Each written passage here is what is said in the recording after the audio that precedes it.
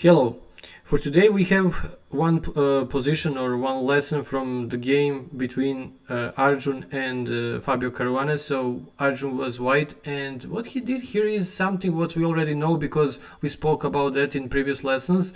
So let's think what white can do here, or what idea he can use here. So first let's divide the board, and then we should see where we should go with our pieces. This is so important because we don't want to spend energy for unnecessary things, and in that way we will be probably faster from our opponent, because if we don't play on both sides, probably we can focus on one side, and then we will be probably faster because we are just playing on one side, and we are not spending energy for unnecessary things. I am repeating that so much because it's so important in chess. So on the queen side we don't have almost anything, so probably we shouldn't attack on the queen side. So let's see what maybe we have on the king side. For now we don't have more space. That is important, because if you want to attack you should have the space first on that side. But there is one problem for black there. The bishop is cut off, so that could be the problem, and there is no pieces for black on the king side. So again, something positive about in this position. We don't have also, but at least black doesn't have. Okay, let's see else what we have here. We have a knight, we have a queen. They're already attacking on that side. I mean, they're looking on that side. Maybe what we can think about here is h4, but we will show our cards here. And why h4 is not good here, like move, is because of f5. Then black can strike immediately, and our king is still in the center. So we are not interested to open position when our king is still in the center. And why I choose right now to work with you this position is because Arjun stay with his king a little bit longer, what we can see in our previously lessons. So he knows about that, of course.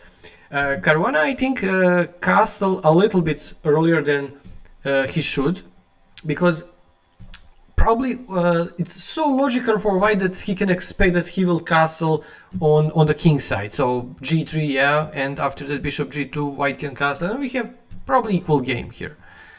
But no, Arjun plays something what surprised Caruana. So first move here is he wants to continue with some preparation for attack on the king side, but he didn't want to show his cards. How he can do that? With one move, what is also, we can say, developing move, something useful in the future, but he's not showing what he will do with his king. And this is the most important thing, because if he castles on the queen side, it's so logical that then Arjun will attack on the king side. So first move is bishop c3. So why bishop c3? First, this bishop is now looking more on the king side, and we are preparing some combination here. Something what could be tactical moment, or even better, it could be Operation Blickrig, what we already worked in our previous lessons. Why we start with Operation Blickrig? Why this was my first lessons? Because constantly we will back to that. Because there is two types how you can open position: when you exchange the pawns and when you sacrifice one of your pieces. When you start with sacrifice, I'm calling that Operation Blitzkrieg, because then time is running low for you, so you must be fast in your attack. Okay, so first bishop c3, and then one of I think one or two crucial mistakes in this game for Fabio Caruana. So he played knight c6. Still, he has not realized that white wants to attack on the king side, and that is a problem. So he played here so logical move, but I think knight d7 was better, with idea knight f6, or maybe even better rook e8 and then knight f8, so he can cover some space on the king side, especially the pawn on h7 will be protected. Okay, and then something what probably Fabio didn't expect here, and that is white castle on the queen side. And not only that, Arjun castle here, he also played that with tempo, because now he's threatening d takes on c5. This will be some material advantage. Then we can capture the bishop because of our rook, of course. So queen e7 is the next move. Black moves his queen, And he spent one tempo. So this square could be so important again for the knight, so he can enter and to protect the king. But no, now the queen is there. Okay, there is one positive thing about that queen, and that is she is protecting g5 square. For now, white can't put the knight on g5 and to attack. Also, we spoke about that g5 square, how it's important to put the knight there when you want to attack on the king side. So something what is so familiar for us if you watched my previous lessons, of course. Okay, then Arjun played one move, I think waiting move, because he saw opportunity for Operation Blickrig, and that is why he played first bishop g2. Important move, but more that he wanted here to wait to see if black plays some move what he wants from him to play, then he will enter in trap. So, okay, bishop g2, of course, is a useful move here for white because he connects his rooks, and who knows, maybe he will attack in the center, which is, I don't think so, but maybe still, Caruana is hoping that maybe that could happen in this game. So he played bishop d7. Again, maybe logical move here, but this move is losing move. And now we can say that Arjun starts with Operation Blitzkrieg. Not immediately, but it's so, everything is forcing, so yes, we can say that this is Operation Blitzkrieg already. So if you won't take a pause, it's so difficult to see. Of course, this is on grandmaster level, but try to see if you want. It's something about, I already told you, it's about Operation Blitzkrieg. So we should sacrifice something. Not in the first move, but in the second it will be sacrifice. And let's see what, I will give you some clue here. So the queen is protecting g5 square. So we want to play knight g5, and then black could be in problem because he needs to provoke some of his pawns to go up. And we already now it's a big difference. Now if black plays, if he puts the pawn on f5, it's not anymore the same. Why? Because we castle on the queen side. So every time when black push some of his pawns on the king side, that could be weakness. Why? Because then it's easier for us to exchange those pawns. So I told you already that we need to move the queen from the g5 square. So how we can do that? In just two moves we can do that. So first move is d takes on c5. Tempo move for us, and only move for black is to take. I don't see anything else what he can do here. And then grandmaster move, rook takes on d7. So great move.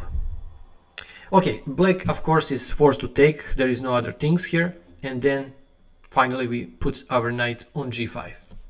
Okay, with rook d7 we start with Operation Blitzkrieg, definitely. And now the time is running low for white. Of course, we need to attack. And as you can see, how we can know that it's time for Operation Blitzkrieg? How many pieces are from black side is on the king side? Almost nothing.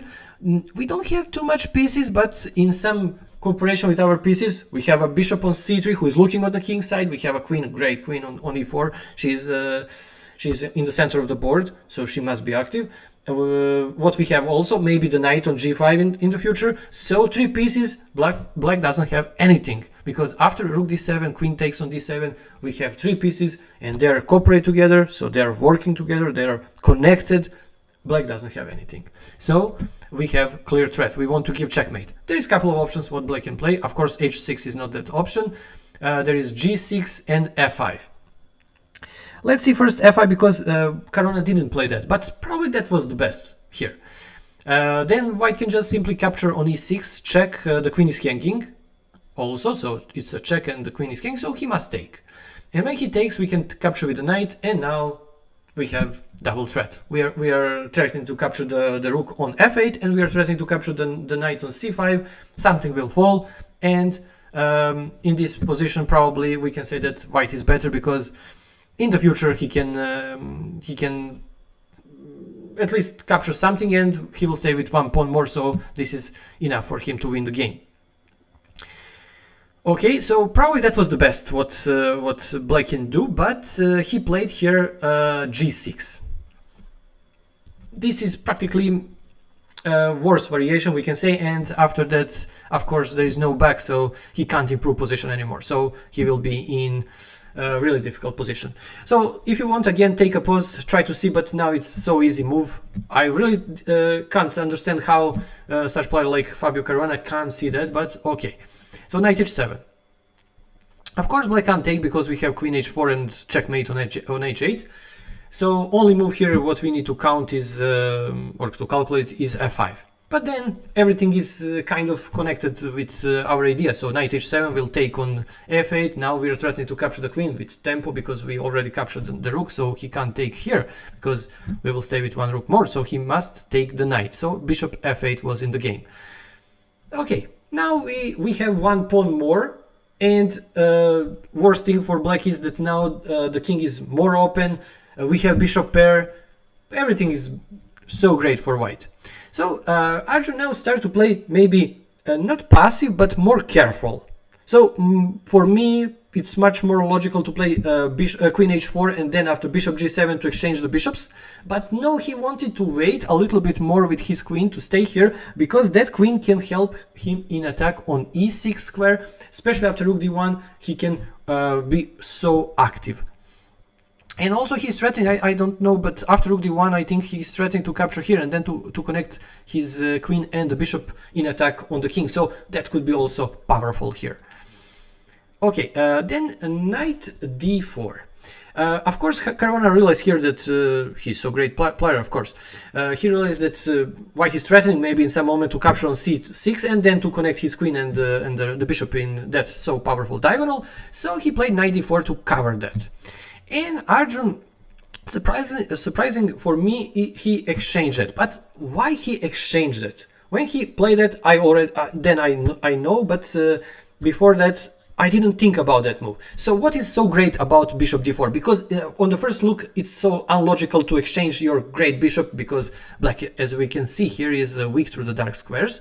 And also now if we trade our bishop for the knight, we will stay with a different color of bishops. And for someone who knows to play chess, knows that it's so difficult to win that in endgame. So maybe on the first look it's not logical move. But let's see what we can get from that move.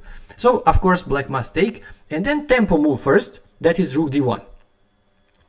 Of course he didn't exchange because of rook d1 just, but let's see what happened next. So queen f6.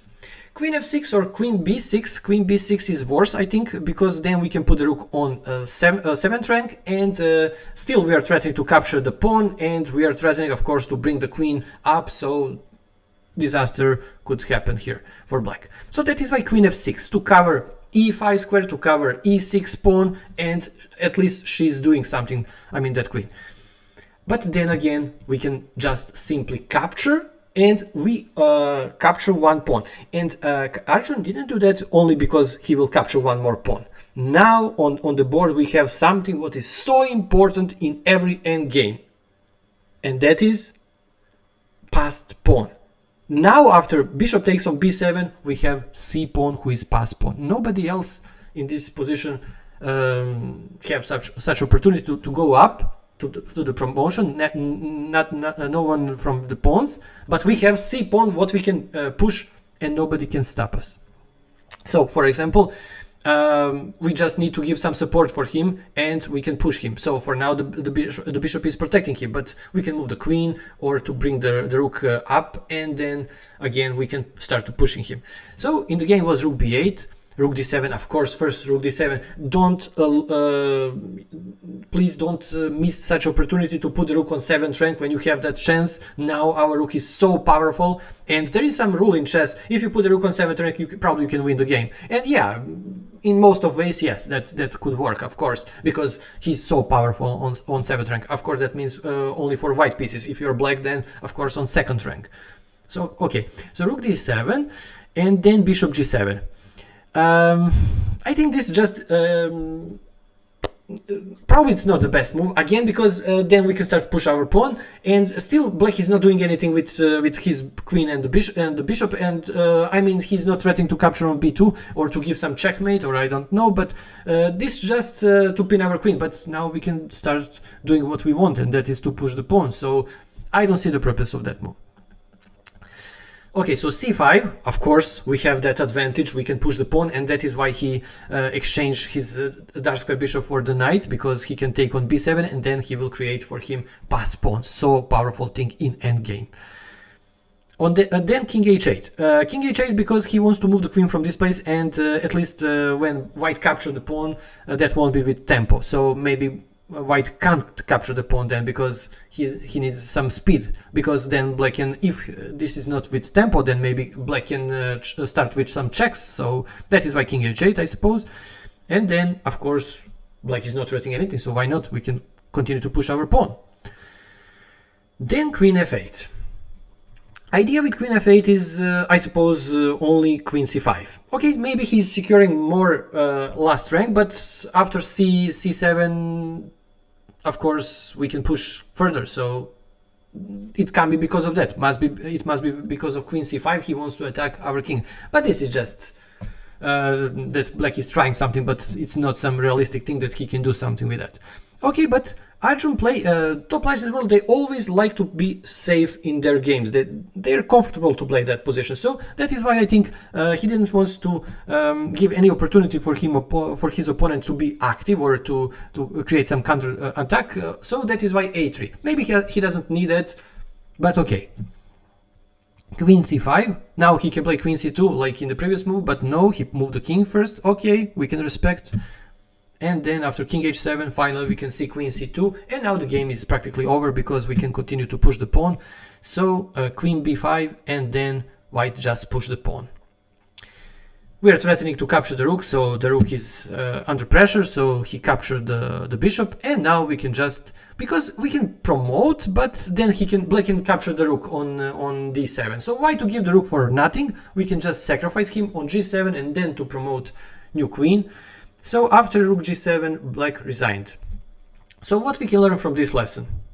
First, I always saying you that probably you should keep your king a little bit longer in the center. Now, as you can see here, the center is not open too much, so we can stay a little bit longer with our king. This is so effective thing if you want to attack the enemy king. So he doesn't know where you will strike. So he's a little bit confused. He's playing logical move. I mean your opponent, and usually logical move doesn't work because you need to know where you are going with your pieces and what are you doing. White knows, but black seems that in this case, I mean this position, didn't know exactly what he's doing, especially with knight c6 and maybe bishop d7, what was probably crucial mistake because then white sacrificed on d7. Okay, thank you if you watched the whole video, and please subscribe and see you in the next video. Bye bye.